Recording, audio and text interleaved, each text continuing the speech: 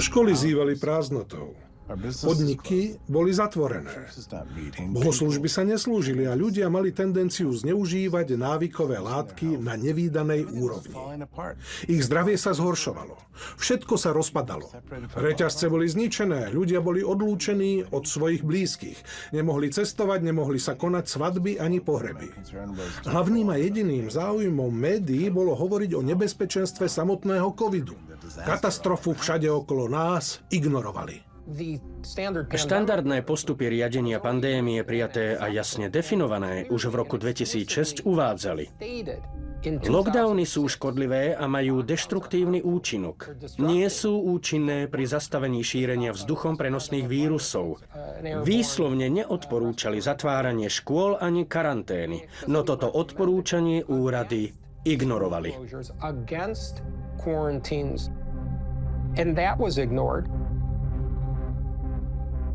Prekvapila ma rýchlosť, s akou sa zavádzali lockdowny, prakticky bez akejkoľvek verejnej diskusie.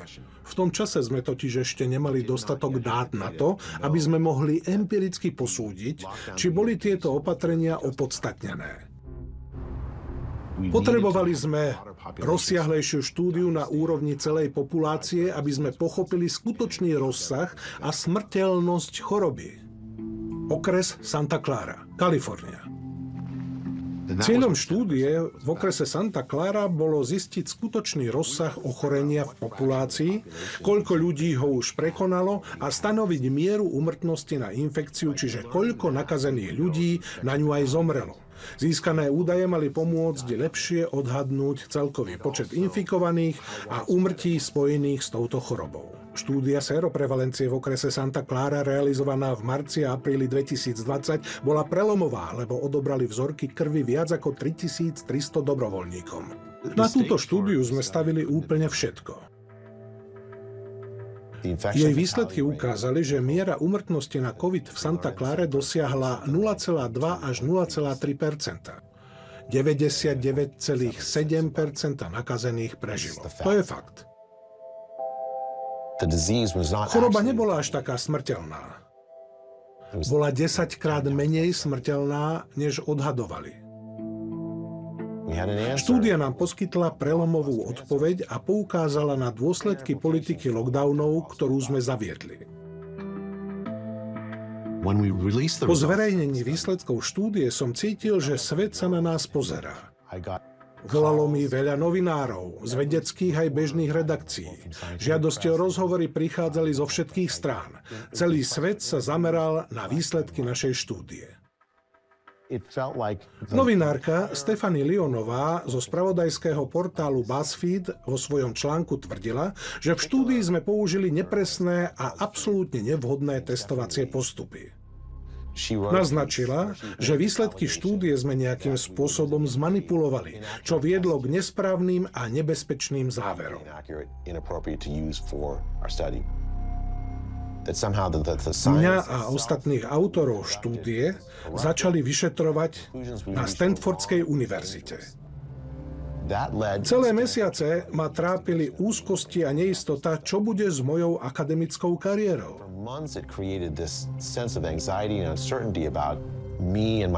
Riadnym univerzitným profesorom som bol už 2 dekády, 22 rokov.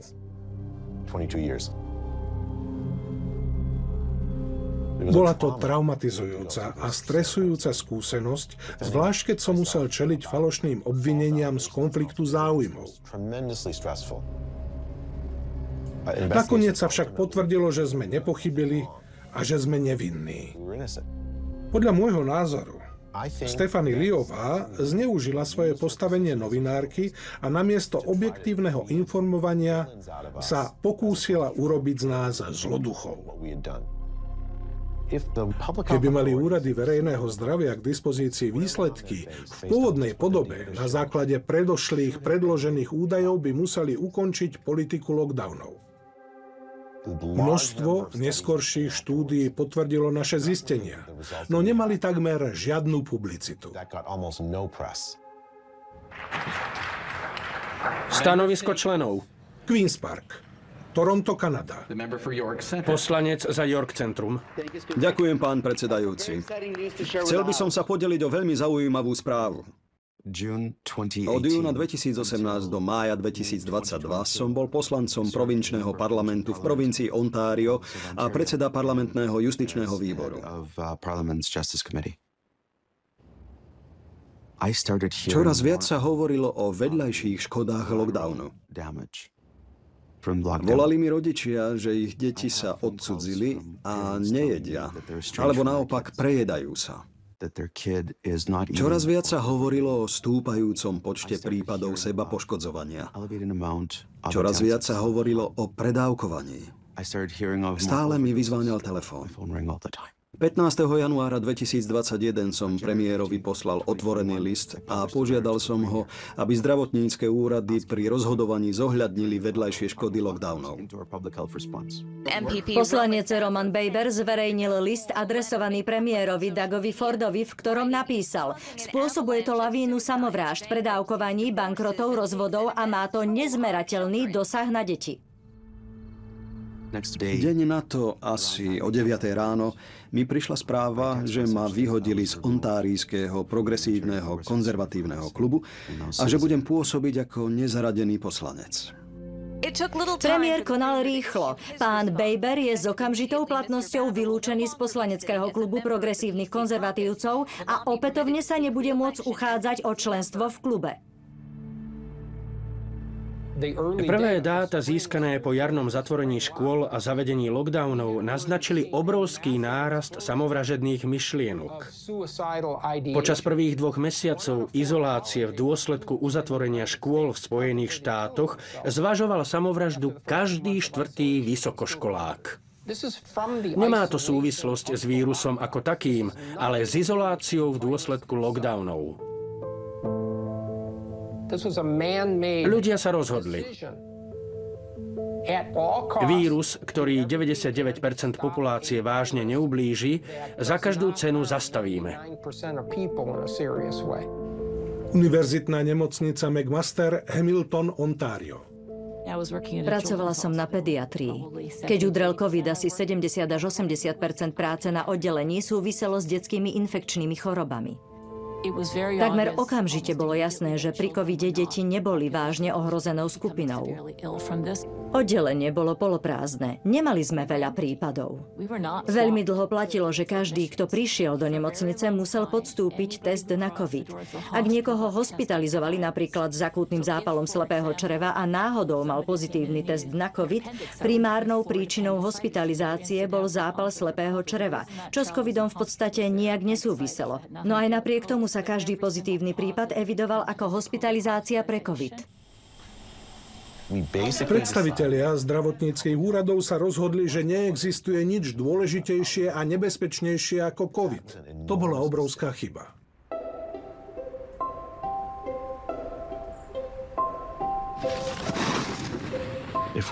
Keby sme neurobili to, čo sme urobili, určite by sme to dnes ľutovali. Tešili sme sa zo života.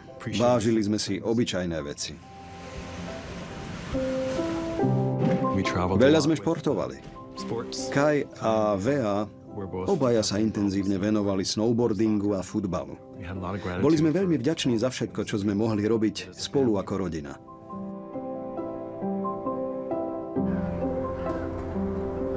Halifax, Nové Škótsko. 30. máj 2021. Bola nedeľa ako každá iná. Okolo obeda sa Kai začal sťažovať na bolesť hlavy. Neskôr večer nám povedal, že mu je veľmi zle a že má zimnicu. Mal horúčku 38,9 stupňov. Teplotu sme mu opäť zmerali asi o hodinu neskôr. Mal 40,6 stupňov. Cestou do nemocnice mal silné bolesti. V čakárni napokon strávil 3 dlhé hodiny. Dnu sme ho nemohli sprevádzať pre protikovidové opatrenia. Do nemocnice púšťali iba pacientov. Museli sme čakať vonku na parkovisku.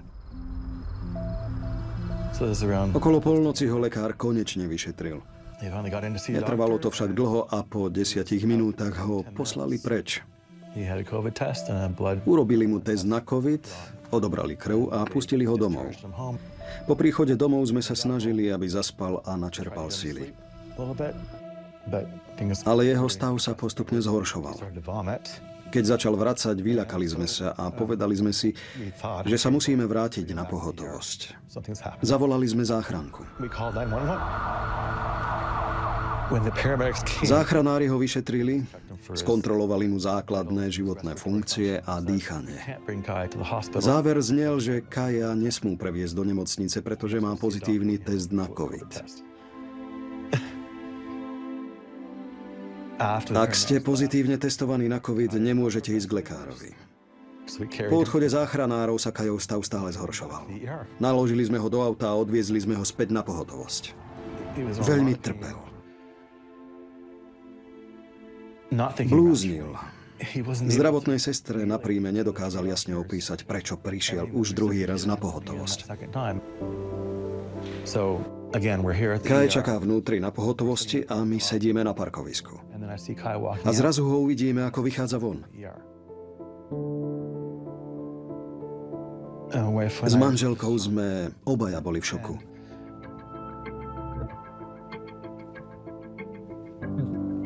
Vtedy som si prvýkrát všimol, že Kaj má na krku vyrážku. Nikdy v živote som nevidel nič desivejšie.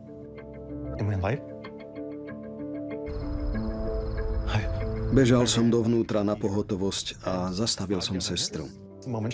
Keď ho uvidela, ako sedí v aute v bolestiach na vozíku, rýchlo ho odviezla dovnútra. Krátko na to nám sestra zavolala a povedala: poďte dnu. A pokračovala. Nemala by som to robiť, ale musíte obaja prísť, pretože keby tu bol môj syn, chcela by som byť pri ňom.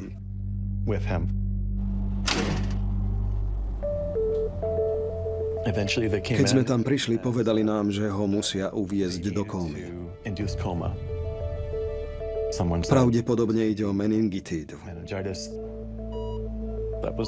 Boli to posledné 2 hodiny, čo sme videli Kaja ako tak pri vedomí. Veľmi trpel. Bol zmetený a vystrašený.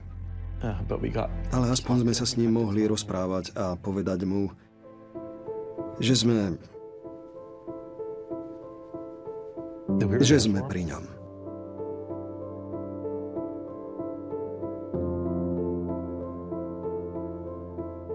V prípade meningitídy ide o preteky s časom. Dôležité je čo najrýchlejšie stanoviť diagnózu a nasadiť antibiotiká. Žiaľ, všetci sa tak sústredili na COVID, že to ovplyvnilo ich úsudok. Kajov stav sa rapidne zhoršoval a my sme museli s lekármi riešiť, či ho odpojiť od prístrojov, pretože choroba už bola príliš pokročilá.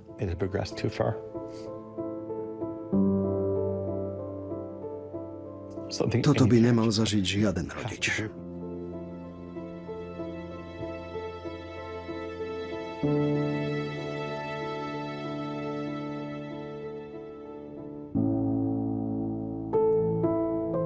Pokiaľ ide o zatajovanie, skresľovanie či popieranie údajov o covide, myslím, že najviac do očí bijúca bola predstava o nebezpečenstve vírusu pre deti.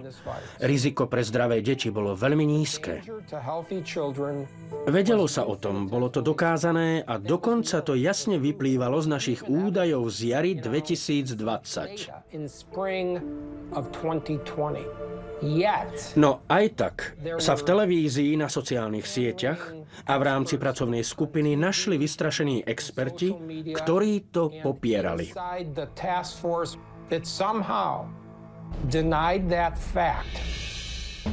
Počet prípadov covidu u detí je opäť extrémne vysoký.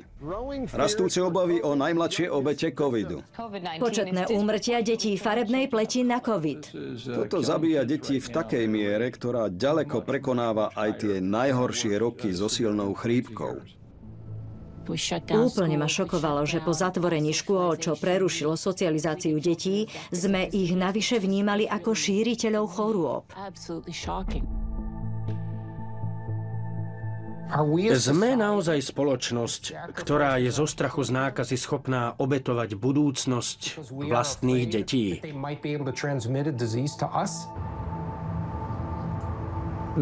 Poprosím Scotta Atlasa, aby opísal predovšetkým plán distribúcie. Ďakujem, Scott.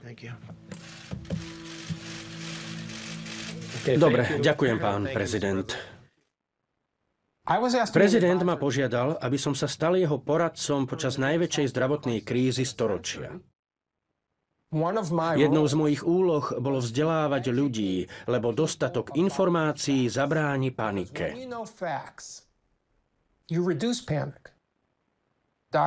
Doktor Fauci výslovne uviedol: problémom je to, že ľudia sa dostatočne neboja. Bol som šokovaný. Nemohol som uveriť vlastným ušiam. Šírenie strachu pri riešení otázok verejného zdravia osobne považujem za neetické. Bol som jediný, kto priniesol na stretnutie pracovnej skupiny relevantné vedecké štúdie. Mal som so sebou desiatky prác, citoval som z nich údaje, dokonca aj z tých, ktoré boli chybné, alebo ich autori nepoňali analýzy kriticky. Doktor Fauci, doktorka Birxová, ani doktor Redfield nikdy nespochybnili nič z toho, čo som prezentoval. Oponovali konštatovaním typu to je výnimka, alebo to je okrajový prípad. Takto sa predsa nevyjadruje vedec, ale byrokrat. Scott je vynikajúci vedec a počas svojej kariéry publikoval o záležitostiach verejného zdravia. Scott Atlas vystupoval proti lockdownom. Trump si to všimol a pozval ho do Bieleho domu.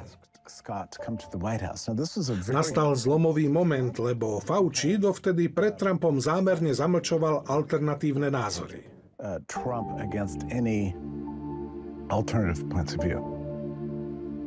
Keď Scott prišiel, bolo okamžite jasné, že si nenechá skákať po hlave.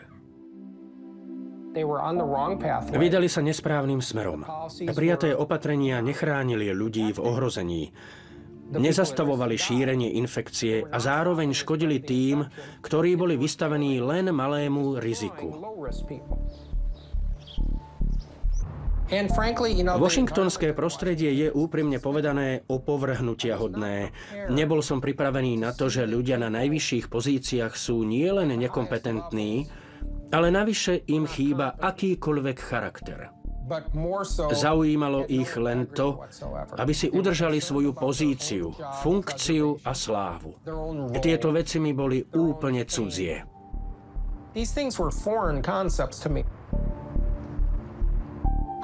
Vedel som, že nech sa deje čokoľvek, pravda musí zvíťaziť. Neskôr sa médiá prirodzene obrátili proti Atlasovi. Izolácia predstavuje jednu z neviditeľných tragédií starších ľudí, ktorým sa teraz odporúča, aby sa nestretávali so svojou rodinou na deň vďakyvzdania. Verte či nie, pre mnohých ľudí je to ich posledný deň vďakyvzdania. Čo tu do čerta robíte? Áno, môže to byť ich posledný deň vďakyvzdania, ak prídu do kontaktu s ľuďmi bez rúška. Birxová, Fauci, Redfield a akademici, ktorí podporovali lockdowny, presviečali ľudí, že tí, ktorí boli proti lockdownom, si vybrali ekonomiku pred ľudskými životmi. Toto tvrdenie je v priamom rozpore s 10 ročiami ekonomických výskumov, ktoré jasne dokazujú, že vážne ekonomické poklesy majú fatálne následky, najmä pre ľudí s nízkymi príjmami. Bolo to frustrujúce obdobie. Z bežných médií sme sa prakticky nemali šancu dozvedieť pravdu a verejné zdravotníctvo bolo pod absolútnou kontrolou. S odstupom času už vieme, že zaznievalo mnoho nesúhlasných názorov a veľa ľudí to videlo inak. To bol jeden z impulzov, prečo vzniklo vyhlásenie z Great Barringtonu. Great Barrington, Massachusetts. 4. október 2020. Great Barrington, Massachusetts, konferencia konaná 4. októbra 2020.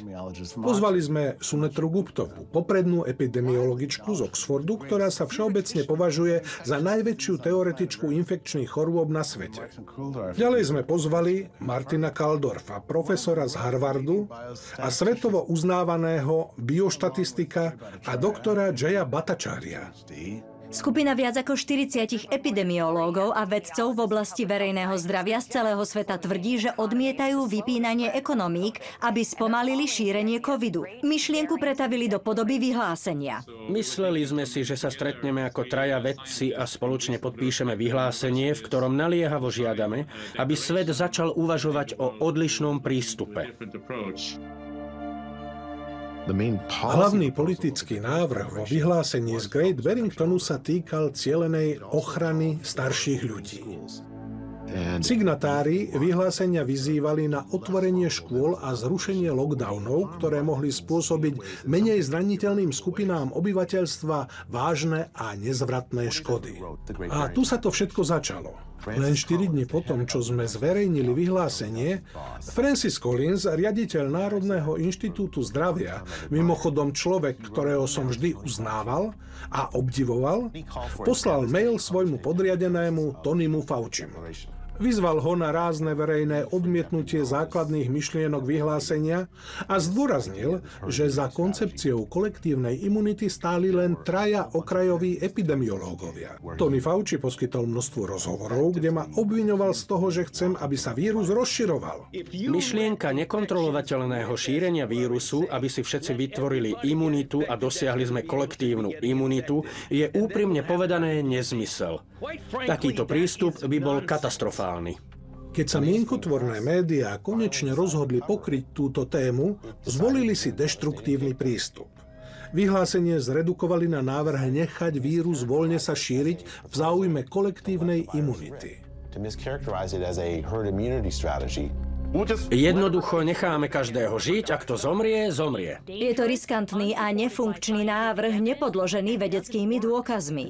Považujem to za stelesnenie antivedy. Nechajme ľudí, aby sa nakazili. Tento chlapík chce, aby ste dostali COVID. Zmenilo sa to na propagandistickú mašinériu namierenú proti signatárom vyhlásenia z Great Barringtonu, vrátane mňa, namiesto diskusie o podstate toho, čo sme navrhovali.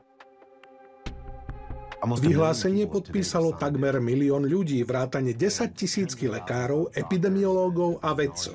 Ale nakoniec sme prehrali, náš politický argument nezavážil.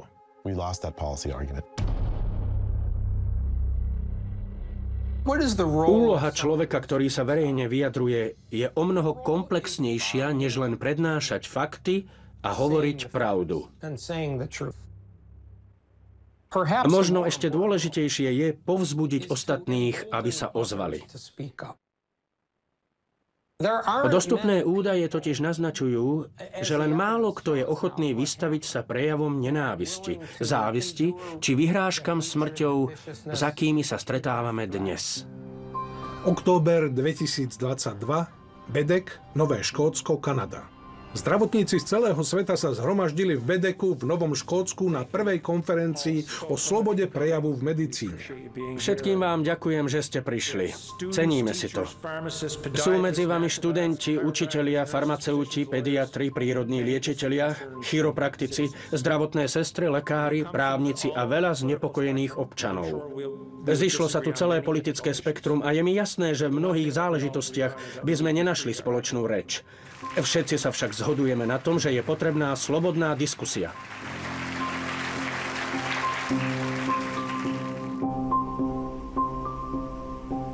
Chiropraxii som sa venovala 23 rokov, no licencie som sa nakoniec vzdala. Počas pandémie som pracovala ako lekárka v prvej línii na pohotovosti v meste Owen Sound. V auguste 2021 som podala výpoveď. Som neurochirurgička. Ľudia z lekárskej a chirurgickej komory v Ontáriu nechali prehľadať moju ordináciu.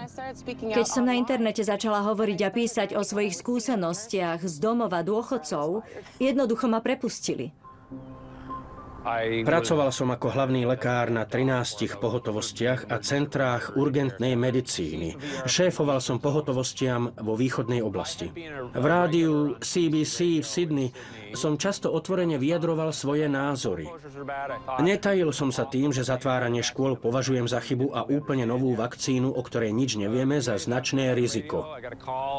Pár dní po mojom vystúpení v rádiu mi zatelefonoval hlavný okresný lekár. Do telefónu som sa ozval s tým, že asi tuším, o čo ide. Potvrdil mi, že ma prepustili. Každého, kto chcel vyvážiť diskusiu o covide, umlčali s odôvodnením, že o verejnom zdravotníctve sa nesmie polemizovať. Dospeli sme do stavu, keď veda akoby prestala existovať a v podstate sme sa vrátili k tmárstvu. Dopustili sme sa tým chýb, ktoré sa prejavujú na zdraví ľudí a ich dôsledky si ľudstvo ponesie ešte dlho. Ich konanie vyústilo do zneprístupnenia lekárskej starostlivosti a do vyvolania strachu, keď ľudia prestali vyhľadávať životne dôležitú pomoc. Veď len počet transplantácií orgánov od žijúcich darcov sa znížil o 85% a až šokujúcich 50% pacientov s mozgovou príhodou alebo s infarktom nezavolalo záchrannú službu. 50 až 60% onkologických pacientov prestalo dochádzať na chemoterapiu. Mali rakovinu, ale cestu do nemocnice na ďalšiu dávku vyhodnotili ako nebezpečnú.